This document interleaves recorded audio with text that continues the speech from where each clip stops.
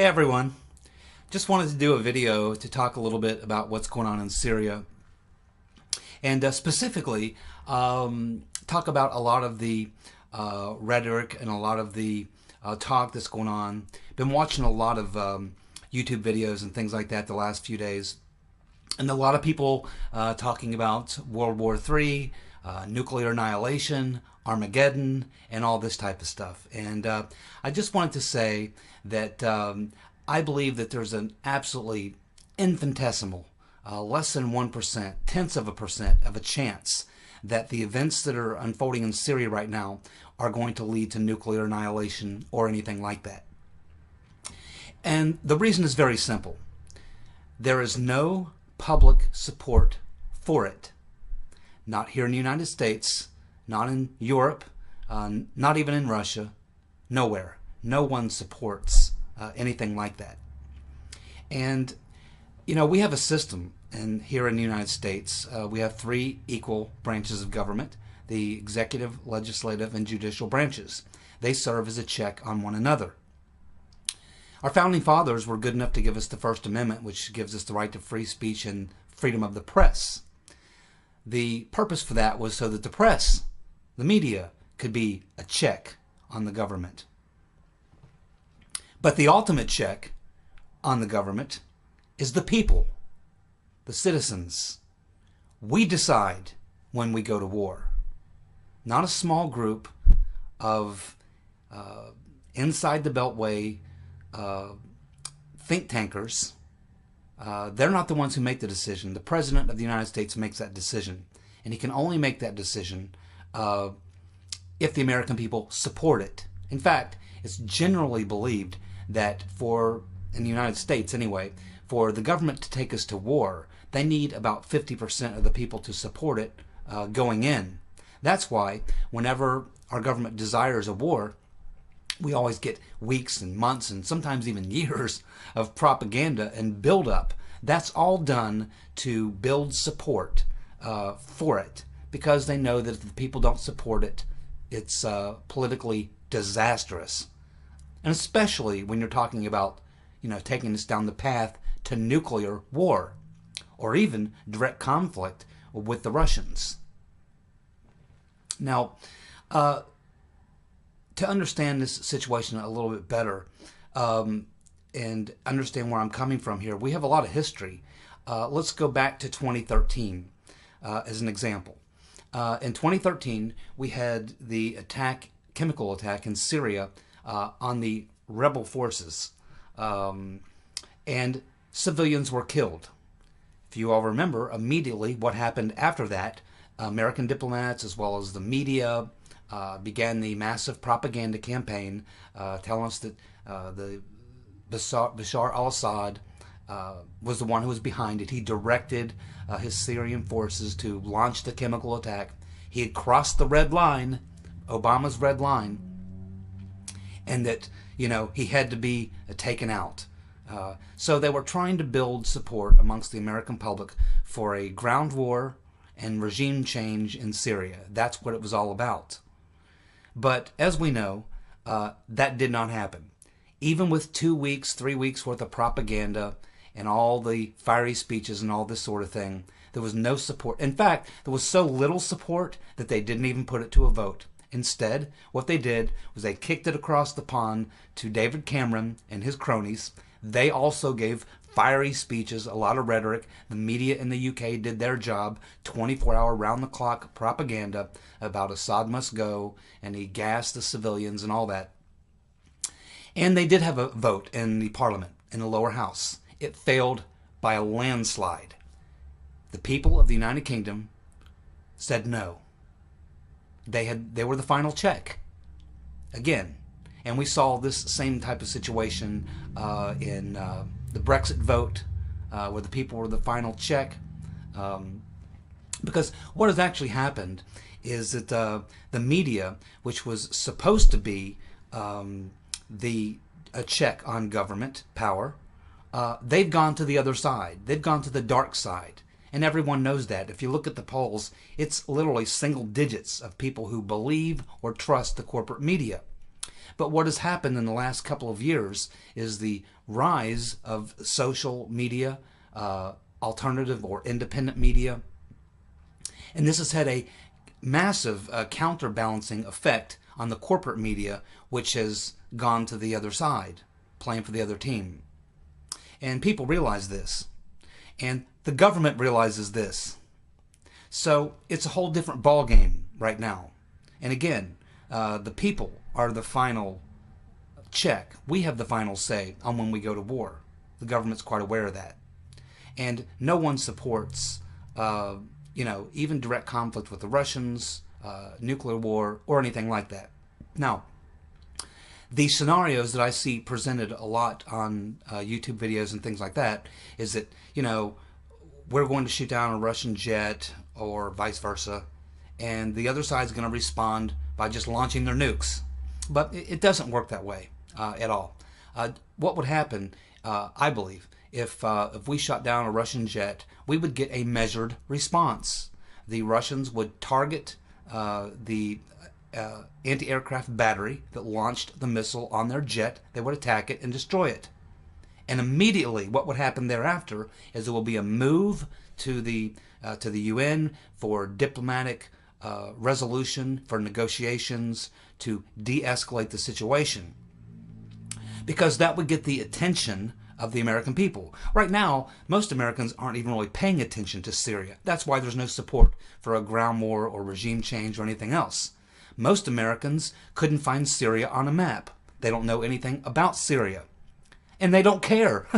So, you have to remember, the average American, if they have a job and they got food and beer in the fridge and, they got 24-hour, sports and porn on demand, they care about little else. The only way that the American people would get behind a massive military operation in Syria, a direct intervention, boots on the ground, a direct confrontation with the Russians, and certainly anything like a nuclear war, they would have to believe that there would have to be an attack on American soil or the threat of attack on American soil. This is the only way that you would really get their attention. And after seeing the disasters that we had in Iraq and Libya, certainly Saddam Hussein and Muammar Gaddafi were not nice guys. But what we have gotten from the regime change there in place of those two individuals is far, far worse. Not to mention the refugee crisis that's resulted from that. The American people, they don't pay that much of attention, but unless you're living under a rock, it's really hard to support another regime change operation in the Middle East. It's just there's no support for it. And therefore, no support from the public. It's not going to happen. We are, never ever forget this, we are the final check, we say, when we go to war. Not the crazies. And I know they're out there. Don't get me wrong. I'm not suggesting that we don't have a small group of crazy people inside the Beltway, think tankers, who've never served a day in the military, any of them. They're think tankers. They sit around and theorize all day. These people exist. I've read their white papers. I know that they are now, have been saying for the last couple of years that mutual assured destruction, MAD as we call it back in the 80s, is no longer, relevant. And that today, nuclear war is an option because if we strike first, we can prevent them from launching their nukes on us and we win. Well, these people are crazy. Fortunately, we have a military command, the Joint Chiefs of Staff. They are not crazy. They're pretty smart. They've studied this stuff and they know as well as I do that when nuclear weapons are released onto the world, the radiation goes up into the atmosphere where it's then dispersed throughout the planet, and it results in severe degradation of your agricultural situation. You can't grow crops. What the result of the release of nuclear weapons, regardless of where they land or where they explode, will be massive starvation. You could have hundreds of thousands, maybe millions of people, depending on how many nukes were released, die of starvation. You destroy the crops for a year, 2, 3, 4. You could destroy 4 or 5 years worth of crops You would have massive starvation. In fact, most people don't know this fact, but in a nuclear war, most people would, in a nuclear war, will not die from being directly affected by the blast of the nuke, but they will die from either exposure to the radiation or from starvation. That's where most of the casualties come from. One other factor. This idea that you could strike first and take out the enemies, in this case Russia, take out their nuclear weapons. And we're not even figuring China into the equation, or India, or Pakistan, or Britain, or France, or any of the other nuclear powers. Let's just keep it just to the United States and Russia. We each have roughly 8,000 nuclear warheads. We both have 2,000 nuclear warheads, approximately, that would go in the first wave, that are ready to go on a moment's notice. If the United States and Russia were to release all their nukes, only 10% of the total nukes that we have between us are required to eliminate approximately 1/3 of the world's population. 10%. So the idea, the Russians launched 2,000 nukes, you aren't going to get them all. At least 10% are going to hit their target, and the same is true on the reverse.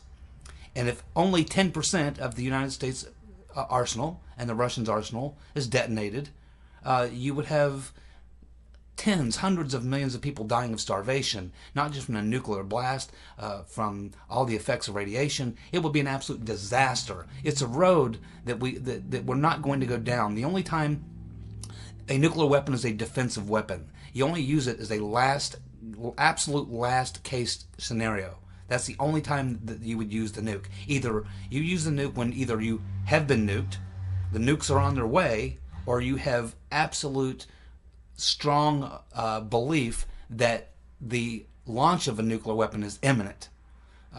It's not like, again, it's not like there's going to be a air confrontation. We shoot down a plane or something like that, and the other side responds by launching all their nukes. I mean, this is just not going to happen. It's not realistic. This is not how things play out.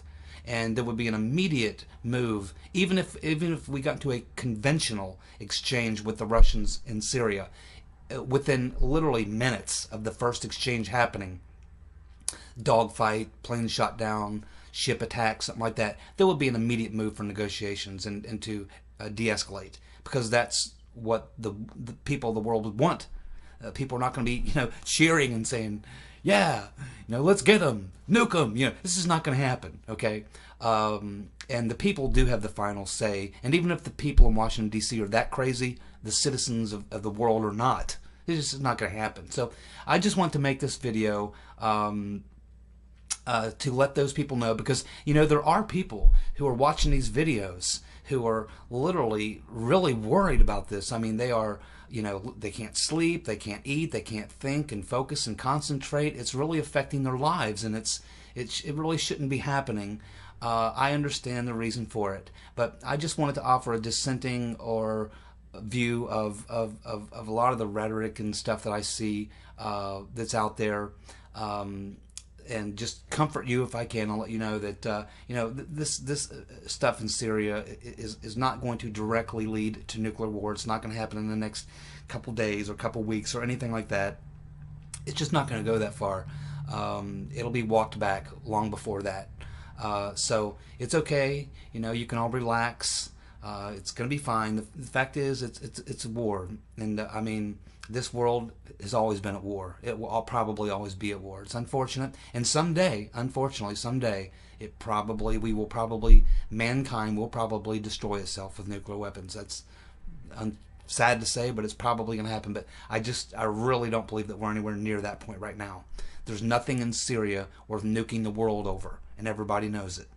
And the people won't support it, and we are the ones who have the final say, and we would say no under any circumstances.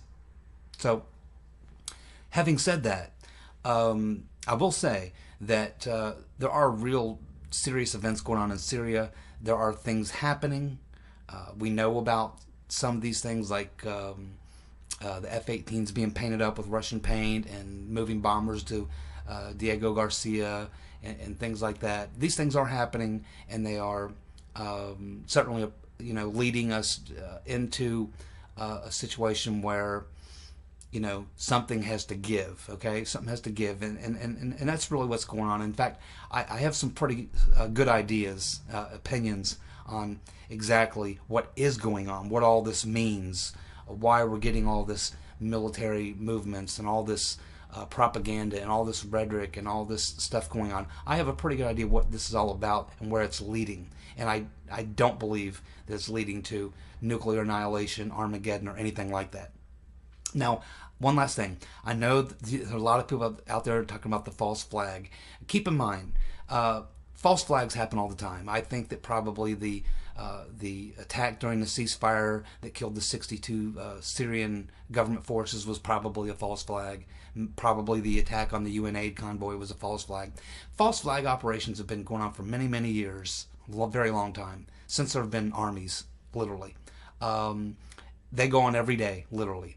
But they're generally targeted, strategic, and apply to a specific, place in the theater where you're operating. They're very kind of covert, and they seek to help serve some sort of a military objective. But a false flag that you would need, the size event that you would need to get the American people to support a direct confrontation with the Russians, boots on the ground, regime change, nuclear war, anything like that, you're talking about a major false flag operation. And let's face it, 15 years ago, most people hadn't even heard the term. Obviously, since September 11th, just about everyone now has heard the term false flag and has some understanding what all that means. But keep in mind, a false flag operation on a large scale requires one that's overt, one that you want people to know about, not the silent ones that you don't want people to know about, but the ones that you really need people to know about, because its purpose is to get public support for some military action you want to take.